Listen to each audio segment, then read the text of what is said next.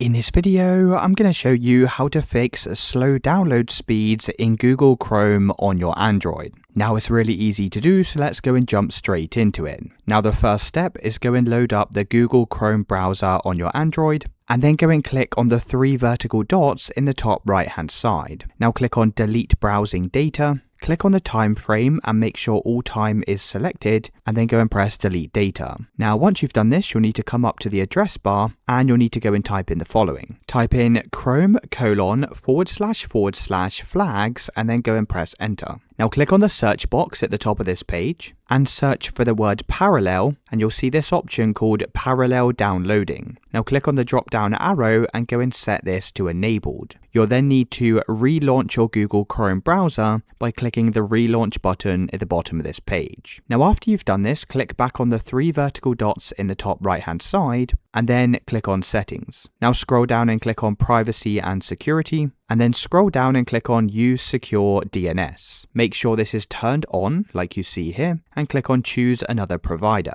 Now click on the drop down arrow and you can go and select any of these public DNS servers. I'd recommend starting with the Google public DNS, but if you still get slow downloads after this, then you can try changing it to something like Cloudflare. Now, if you're still getting slow download speeds, then come back over to your home screen and open up the settings on your Android. Now click on connections at the top of this page and click on more connection settings. Now click on VPN and make sure this here says no VPNs. So if you're connected to a VPN, this will be the reason you're getting slow downloads. Now once you've done this, you can try checking your download speed once again, and that's how to fix slow downloads in Google Chrome.